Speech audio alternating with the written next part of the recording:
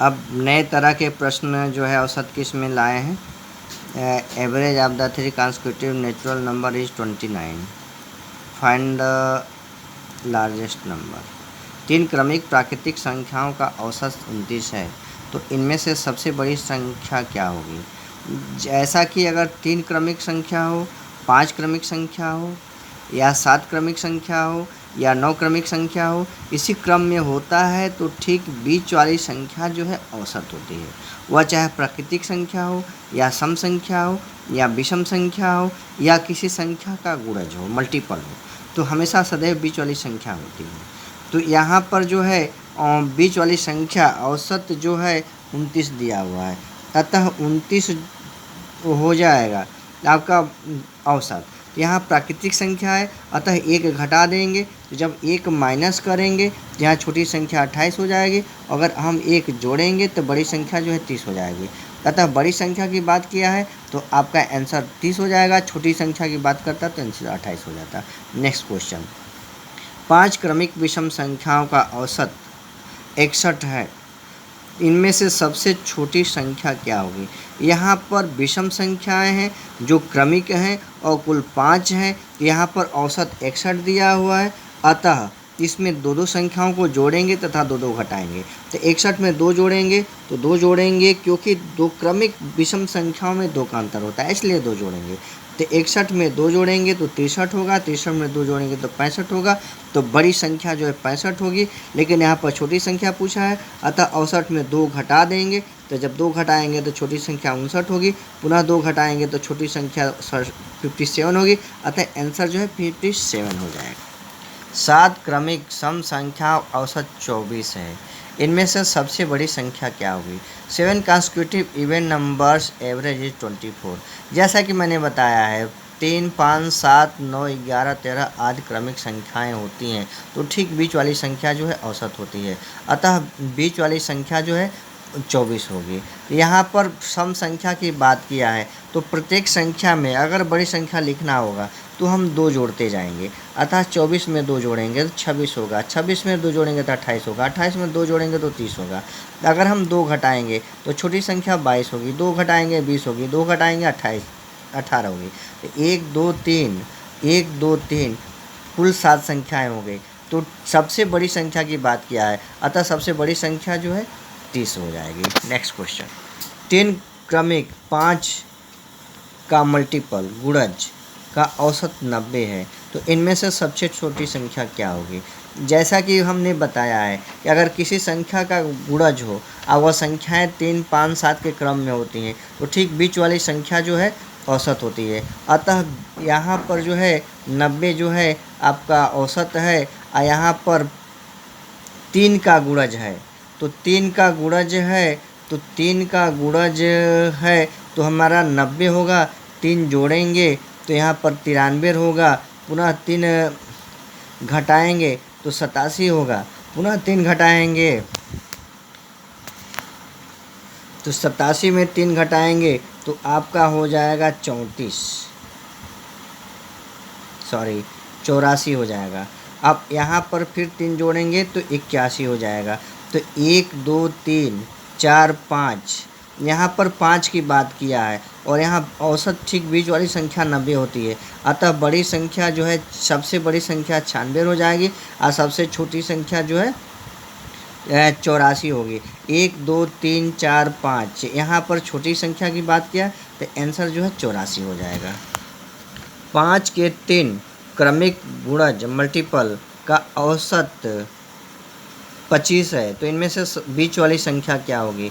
जैसा कि मैंने बताया है 5 का 3 क्रमिक गुणज बीच वाली संख्या जो है 25 होता है, अतः आंसर आपका 25 होना चाहिए, 25 ही होगा। लेकिन सबसे छोटी संख्या की बात करता तो 5 घटाते 20 होता, सबसे बड़ी संख्या की बात करता तो 5 जोड़ते तो 30 हो जाता, क्योंकि ये 5 का गुणज है। नेक्स्ट क्वेश्चन, 7 संख्याओं का औसत, यदि 7 संख्याओं का औसत 15 है ना, इनमें से सभी संख्याओं में से 3 जोड़ा जाए तो प्राप्त नई संख्याओं का औसत क्या होगा। यहाँ पर यह एक नए प्रकार का प्रश्न है।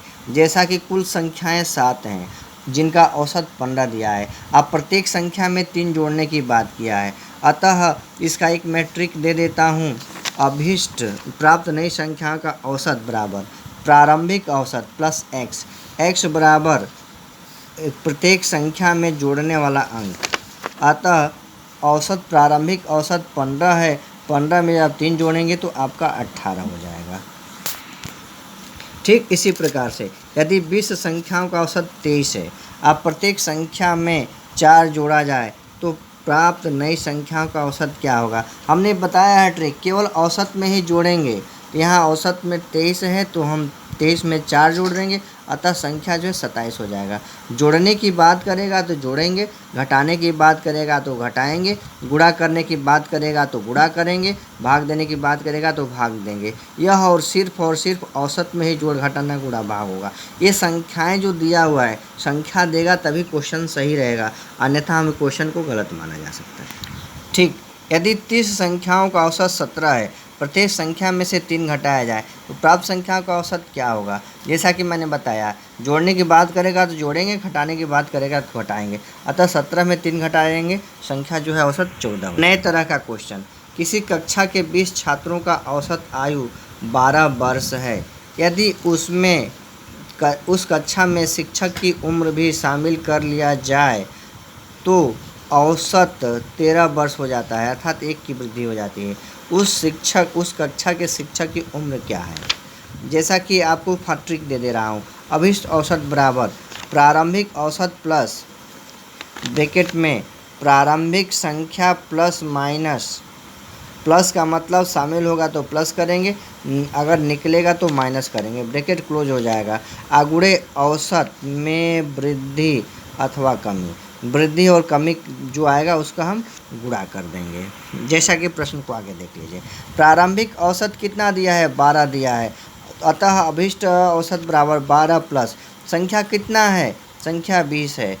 संख्या में कितने की वृद्धि हो रही है, 1 की वृद्धि हो रही है, क्योंकि एक टीचर शामिल हो रहा है, अतः 12 प्लस 20 प्लस 1, और औसत में 1 की वृद्धि हो रही है, तो 20 में 1 जोड़ेंगे 21 होगा, 21 में 1 का गुणा करेंगे 21 होगा, अतः 12 गुणे 12 प्लस 21 बराबर 33 वर्ष। ठीक इसी प्रकार से नेक्स्ट क्वेश्चन, किसी बैंक के 27 कर्मचारियों का औसत वेतन 3700 रुपये है, अगर उस बैंक के मैनेजर का वेतन जोड़ दिया जाए तो औसत बढ़कर 3750 रुपये हो जाता है।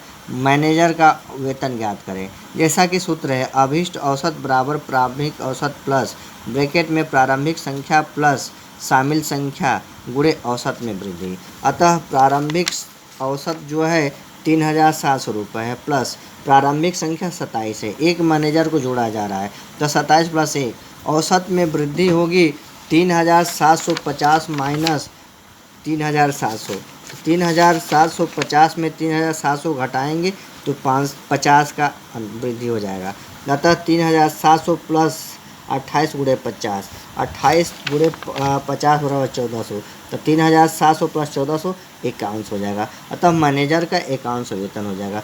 एक नए क्वेश्चन जो बताने जा रहा हूँ, अक्सर एग्जाम में पूछता है। सोमवार से बुधवार तक का औसत तापमान 37 डिग्री सेंटीग्रेड था। उसी सप्ताह के मंगलवार से बृहस्पतिवार का औसत तापमान 34 डिग्री सेंटीग्रेड था। यदि उस सप्ताह के बृहस्पतिवार का तापमान सोमवार के तापमान का 4/5 हो तो बृहस्पतिवार का तापमान कितना था। इसके लिए सूत्र है, जैसा कि आप लोगों को पहले सूत्र में दिया था, औसत बराबर कुल संख्याओं का योग बटे कुल संख्या, अतः सभी संख्याओं का योग बराबर औसत गुणे संख्या। यहाँ पर लिख सकते हैं औसत गुणे संख्या।